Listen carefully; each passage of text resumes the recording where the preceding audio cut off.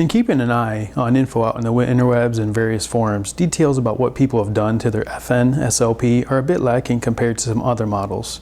So let's walk through some easy changes intending to enhance the functionality of the SLP and make it more aimed at the 3-gun game.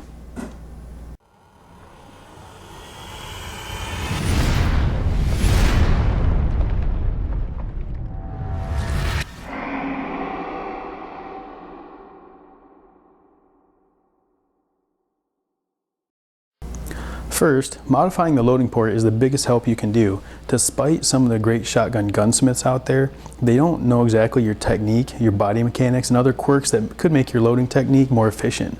Thus, doing your own port modifications is a benefit, even if it doesn't look the prettiest. If you're doing load 2 or quad load, ideally you want to get your hand and shells as flat with the mag tube as you can. In other words, on the same axis.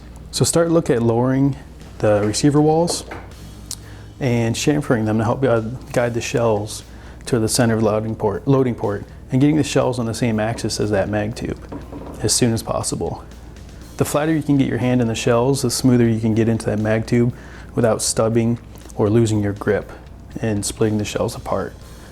Ideally, you want to slope the wall downwards as well towards the mag tube so you can get your hand deeper towards that tube. In addition, it helps for your thumb to be able to get the shell past the shell catch without having to actually stick your thumb into the mag tube. This saves your thumb from stubbing and keeps it vertical, so you can just slide it right over the receiver once you're done getting the shell past the catch.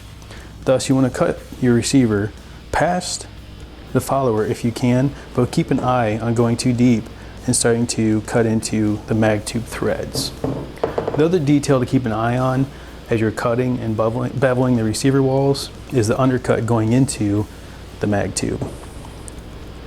Don't get too aggressive with cutting this back too far or making this chamfer too great, because you want the undercut and the chamfer to guide the shells into the tube, not stub and actually ride up over the chamfer here.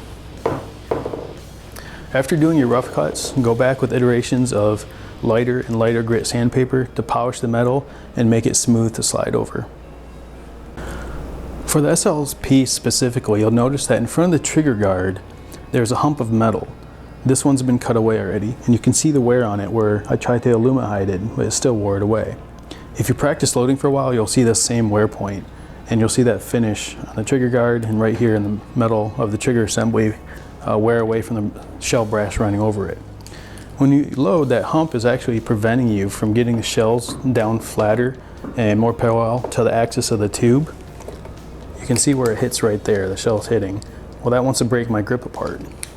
In order to help get the shells flatter and inserting into the mag tube more efficiently, after stabbing that lead shell in, cut that hump of metal away and then smooth it. That shallows out the shell angle and helps maintain your grip instead of breaking the shells apart.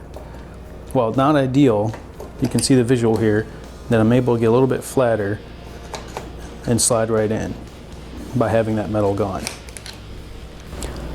Another area of possible interference may be this ridge edge, especially if you're quad loading. Depending on what hand you use, you may want to soften or remove that edge so your curled knuckles holding the second set of shells isn't scraping over that ridge. To demonstrate, I get the first stack in, and you can see if I just rotate my hand up, these knuckles are actually riding right over that ridge, and they were actually scraping. So depending on what hand you load with will determine which side of the receiver you may want to soften that edge. Moving on to the forearm, you'll see that the SLP has a drastic step from the receiver dimension to the forearm. You want to cut this farther forward, but not too far, because there are internal ribs on the forearm that are grabbing this engage the receiver right here at the cutout.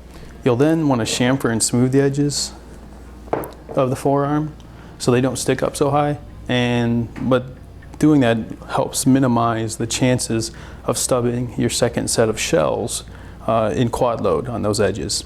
For load 2 or conventional weekend, there's less of a concern, so you just need to tailor the mods on your gun to your loading style. So to demonstrate with quad load, as I'm coming across that first set of shells, it goes in. Well, that second set is bypassing this edge right here, and it used to come farther up and it used to sit a lot taller. So it was easy to stub those shells going across. So by chamfering that and cutting that forward, you have more room to get your hand by there. From the factory, the SLP has a wicked centering fork on the lifter. That's nice for centering shells, but it's bad for fast loading if you like to keep your fingers from getting cut off. So send off your lifter or a spare lifter if you don't want to get rid of yours to Jeff Cockrum at C-Rums or one of the other great gunsmiths out there to have it welded up. Does a fantastic job and cuts this slot in there to offset the weight addition from filling in that fork. He's also checking to ensure there's a small wall exists on this side to keep that shell from kicking over towards the ejection port. Help it keep it centered since that fork is now gone. I also found that adding a slight bend to the lifter helps keep the shell from angling upwards so far into the chamber and catching on the edge of the chamber. And speaking of the chamber, consider chamfering the edge of the chamber from basically 12 o'clock all the way down to basically 6 o'clock to help the shells load smoothly instead of stubbing. Naturally, after you do that first rough cut, smooth out those chamfers with fine grit sandpaper and polish them smooth. My advice is to get the FN 24-inch vent rib barrel. It is lighter and points better than the original Mark I barrel, and you don't have that pointless cantilever mounting rib hanging off the back of it. If you can, get a excess pistol sight dovetailed into the vent rib, and you've got a nice slug reference with the front fiber optic sight. If you can't do it locally, look up Jeff Cockrum at C-Rums, as he can do that work, as can most other good shotgun gunsmiths.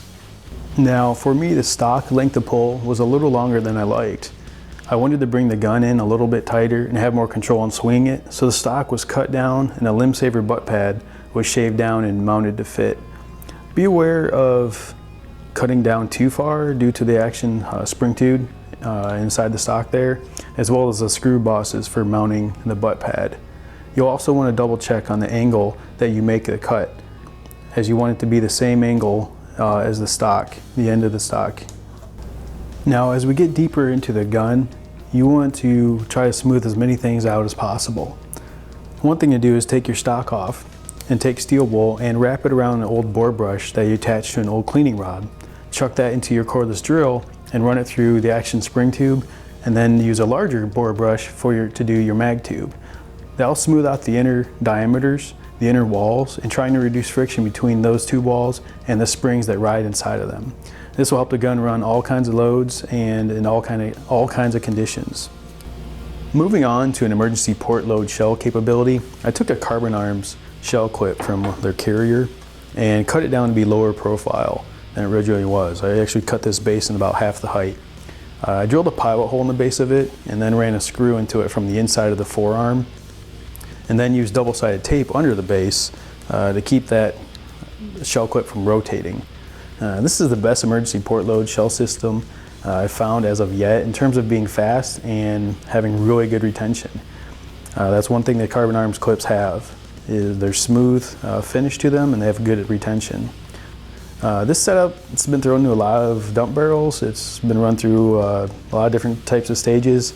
The gun's been flipped around for loading, so it's banged into me and my equipment.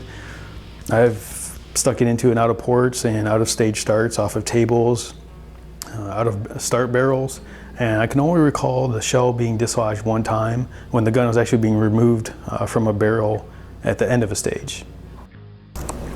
On the last note, the main problems I've had with the FN SLP shotgun are not uncommon with what you'll find doing some reading online. Consistently replace your mag tube spring, and for the SLP, it does not like to feed well if the carrier dog spring is worn. So go buy multiples of both of those and replace them regularly. For the mag tube spring, don't forget you're cycling it during dummy round loading practice at home, so factor that in. To be safe, replace both those springs before every major match, or for a general rule of thumb, use every 1,000 shells through the gun as your tracking point. Another solution for the carrier dog spring is to get 2 Glock extractor springs and cut a couple coils off of one of them, and then use that to replace the factory carrier dog spring. I found the factory carrier dog spring to work just fine, as long as you stay on top of keeping a fresh one in there. Thanks for watching, and I hope that helped.